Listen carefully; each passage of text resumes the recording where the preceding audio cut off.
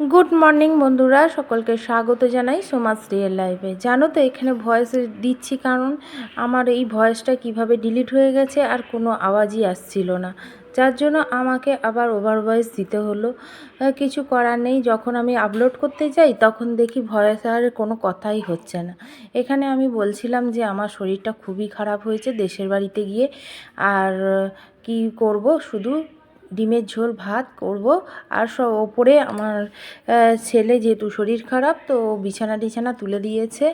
আর আমি আজকে সংসারের সমস্ত খুব বেশি কাজ করতে পারছি না, আর খুব বেশি কাজ হয়তো ভিডিও করে তুলে ধরতে পারছি না। জানি না বন্ধুরা কিভাবে ভিডিওটা, এই ভয়েসটা ডিলিট হয়ে গেল বুঝতেই। চলো বন্ধুরা, ডিমটা ছাড়িয়ে নিই, ডিমের ঝোল ভাত হবে। আর এই দেখো, ডিম আর আলুটা সেদ্ধ করে না একটু শুয়ে পড়েছিলাম, এত শরীর খারাপ লাগছে। আসলে দেশে গেলে না না ঠিক মতন শোয়া হয় না, খাওয়া হয়। ওখানের খাওয়া দাওয়া সব কিছু একটু আলাদা, আর যার জন্য খুব সমস্যা হয়। আর ঠিক শোয়ার জায়গাটাও নেই। এখানে যেমন একটু আরামে শোয়া যায়, কিন্তু দেশে গেলে সেই জিনিসটা হয়ে ওঠে না, যার জন্য খুব কষ্ট হয়। আর যেহেতু দেশে ঘর টর এখনও ঠিকঠাক করতে পারিনি, যার জন্য খুব প্রবলেম হয়। কারণ অনেক কিছু করার আছে, অনেক কিছু চিন্তা হয়তো করি, যে ওখানে ঘরটা ঠিক করব বা কিছু, কিন্তু আমার শ্বশুর শাশুড়ি ঠিক নয় বলে তার জন্য আমি ওখানের ঘরটা ঠিক করতেও পারি না।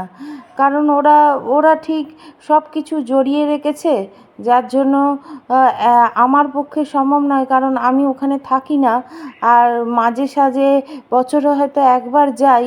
তারপরে সব কিছু যেন অগোছালো করে রেখেছে, আমি ঠিক বুঝে উঠি না যে কী করলে সেখানে ভালো হবে।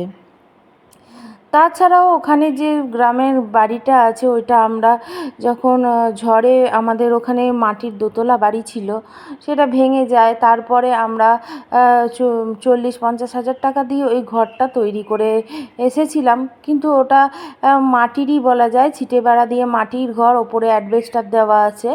তো এখন এখন এই মুহূর্তে আমরা এইখানে নতুন ঘরটা করে ঢুকেছি। কী করে কী করব এখন বুঝেও উঠতে পারছি না। আর ওইখানের ঘরটাকেও আমাদের সারাতে হবে, নালে আমি যে দুদিন গিয়ে গ্রামের বাড়িতে থাকবো সেটা সম্ভব হবে না। কারণ ওখানে গিয়ে না শোয়া না খাওয়া ঠিক মতন হয়, খুব প্রবলেম হয়। ওখানে আগে রান্নাঘর একটা করতে হবে ঠিকঠাক, তারপর শোয়ার ঘর, বসার জায়গাগুলো সমস্ত কিছুই ঠিক করতে বেশ কিছু টাকার দরকার। কিন্তু এখন এই মুহূর্তে আমাদের হাতে পয়সা টাকা নেই, কারণ এখানে আমি নতুন বাড়িটা করেছি, এখানে যত টাকা সমস্ত কিছু ঢুকিয়ে ফেলেছি। আর তাছাড়া আমি দেশে যাই বছরে একবার, ওখানে আমি টাকাটা লাগিয়ে বেকার আমি না আমি ভোগ করতে পারবো না কিছু, যার জন্য আমার আর ওখানে, আর যদি আমার শ্বশুর শাশুড়ি ঠিক হতো তাহলে হয়তো ওখানে টাকাটা লাগানোও যেত। কিন্তু ওরাও তো ঠিকঠাক নয়, এখন এক কথা বলে পরে আর এক কথা বলে। যা হোক, ঘরের কথা হয়তো বলাও ঠিক নয়, কিন্তু তবুও হয়তো আক্ষেপের জায়গা থেকে বলে ফেললাম। আর অনেক কিছু করার আছে, কিন্তু হাতে টাকা পয়সা নেই। কারণ এই ঘরটাও করেছি, সেখানে লোন আছে কিছু। ভাবছি কোনো একটা কাজ করব, সেটাও বুঝে উঠতে পারছি না যে কী কাজ করি। আমার হাজব্যান্ডকে বলছি যে তাহলে চলো হোম ডেলিভারি চালু করি। আম, তো আমার হাজব্যান্ড বলছে না, তুমি অসুস্থ থাকো, শরীর খারাপ থাকে, তুমি কি করে কি করবে, এই ভেবে ও না বারণ করছে। তো আমি বলছি চলো করবো যখন, একটু করে, মানে আমি যখন ডিসিশান নিয়েছি, তুমি একটু আমাকে দেখো। হোম ডেলিভারির জন্য খরিদ্দার দরকার, যার জন্য খরিদ্দার না হলে তো আর আমি হোম ডেলিভারি করেও কোনো লাভ নেই। তো আমি বললাম যে আমি একা তো করবো না, যদি অনেক বড় হয়ে যায় তাহলে লোক রেখে দেবো। তো বলছে যে না, তোমার শরীর খারাপ থাকে, তো কিছুতেই কিছু হলো না। তো ভাবনা চিন্তা তো অনেক করছি যে কিছু একটা ইনকামের সোর্স বার করতে হবে, কারণ ইনকামের সোর্স না বার করলে, টাকা না থাকলে কেউ চেনে না, জানো তো। টাকার খুব প্রয়োজন। তো দেশের বাড়িটাও আমাকে ঠিক করতে হবে, কারণ শ্বশুর শাশুড়ির বয়স হয়েছে। আমি বলেছি সমস্ত কিছু ঠিকঠাক করো, তারপরে আমরা এসে ঘরটা ঠিক করে দিয়ে যাব পরে। 2-4 বছর লাগবে আমাদের, একটু সময় দিতে হবে, কারণ এখানের লোনটা শোধ করে তারপরে আমি ওখানে ঘরটা সারাতে পারবো। আর ওখানে আমি ঘরটা আমিই করে দিয়ে এসেছিলাম, আমরাই করে দিয়ে এসেছিলাম, তার ছোটো ছেলেই করে দিয়ে এসেছিলো, সেই ঘরেই রয়েছে। তো যা হোক, আমি চেষ্টা করছি যে একটা কিছু করার, কারণ হ্যাঁ, ভিডিও তো আমি ছাড়ি, কিন্তু তারপরেও আমাকে সোর্স অফ ইনকাম দেখতে হবে, কোন জায়গায় আমি কিছু করলে ইনকামটা করতে পারবো। কারণ এখানে তো আর কোনো ইনকাম নেই, রোজ একটা করে ভিডিও ছাড়ছি, কিন্তু ভিউজ সেইভাবে তো হয় না। আর কবে যে একটা ভিডিও ভাইরাল হবে সেই আশায় বসে থাকলে তো আর হবে না, একটা সোর্স অফ ইনকাম আমাকে দেখতেই হবে। সেই জন্য চেষ্টা করছি যে কিছু করে একটা ইনকামের রাস্তা দিতে হবে। তবে আমার শরীর সাথ দেয় না, জানো তো, শরীরটা এখন খুবই খারাপ হয়ে যায় মাঝে মাঝে। আর এই যে জার্নি করেছি, এতেও খুব খারাপ হয়ে গেছে। আসলে না, শুধু জার্নির জন্য না, ওখানে গেলে একটু শোয়া বসার খুব কষ্ট হয়ে যায়, যার জন্য আমি মানে এসে আমার অসুস্থ লাগে, শরীর ভালো লাগে না। তো আর আমার জায়গা বদল হলে না ঘুমও হয় না, এই জন্য প্রবলেম হয়। চলো, এসে তো টুকটাক সংসারের কাজ আমি করে নিলাম, তবু বেশি কিছু কাজ করতে পারিনি। তো করব, 2 দিন যাক, 2 দিন গেলে আমার শরীরটা একটু ঠিক হয়ে যাবে। আর এখানে বলছিলাম আমি যে সমস্ত নিচের কাজকর্ম শেষ হয়ে গেছে, আর নিচের জানলা দরজাগুলো বন্ধ করে আমি ওপরে উঠে যাব। দেখো, নিচের সমস্ত কাজ শেষ হয়ে গেছে, আর এই জানলাগুলো নিচের বন্ধ করে তারপরে উপরে উঠতে হবে। জানলাগুলো না বন্ধ করলে বিড়াল ঢুকে যাবে, আর খাবার দাবার খাক আর না খাক মুখ দিয়ে দেবে। তাই জন্য 2 জানলা ভালো করে বন্ধ করে তারপরেও ওপরে উঠব। আর এখানে সমস্ত জানলা দরজা নিচের বন্ধ না করলে খুব সমস্যা হয়ে যাবে। আর সব খাবার দাবার গুছিয়ে টেবিলে রেখে দিয়েছি।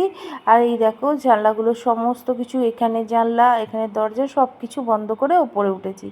আর এইটা সন্ধেবেলা খাওয়া দাওয়ার পর আর ভিডিও ধরা হয়নি, কারণ আর ভালো লাগছিল না, শরীর তো খারাপই খুব, তাই জন্য আর ভিডিওতে ধরা হয়নি।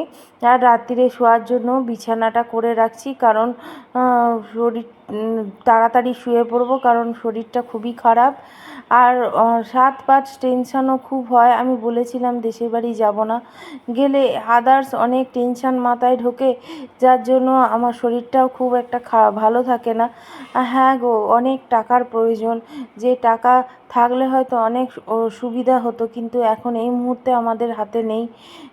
তো টাকা থাকলে হয়তো দেশের বাড়িটাকে ঠিক করতাম, আমাদের এখানের লোনটাকে শোধ করতাম, কিন্তু এই মুহূর্তে আমরা সেই সোর্স অফ ইনকাম খুঁজে পাচ্ছি না।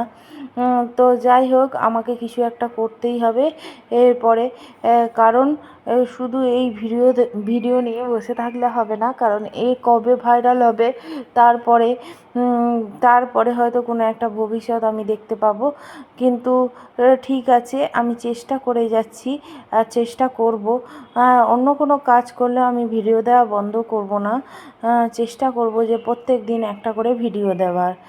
যা হোক, আমার আমার সমস্ত সমস্যা আমি সবসময় ভিডিওতে তুলে ধরি, কারণ এটা হয়তো খুবই সামান্য বললাম, সমস্যাগুলো অনেকই রয়েছে, যেখানে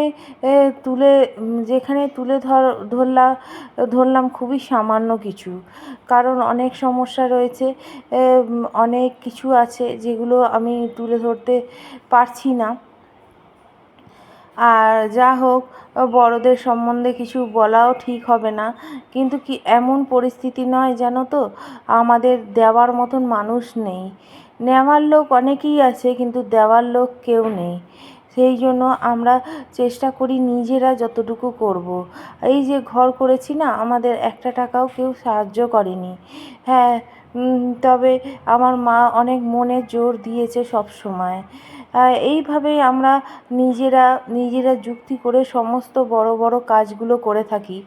আমার হাজব্যান্ড খুবই ভালো। তো অনেক সময় হয়তো আমার বুদ্ধি কম বলে অনেক সময় বুদ্ধিগুলো নেয় না, কিন্তু যখন নেয় না তখনই পস্তায়। এইটুকু মানে ও নিজেও মনে মনে জানে। তো আমি অনেক সময় অনেক বুদ্ধি দিই, তখন ও সেটাকে গুরুত্ব দেয় না। তো যাই হোক, এই তখনই ঠকে। আর যাই হোক, কাজগুলো হয়ে গেল আর সমস্ত গুছিয়ে রেখে দিচ্ছি। আর জানো তো, এইটুকুই কাজ করতে পেরেছি আর এইটুকুই ধরতে পেরেছি। আজকের জন্য এইটুকু থাক। সকলকে টাটা জানিয়ে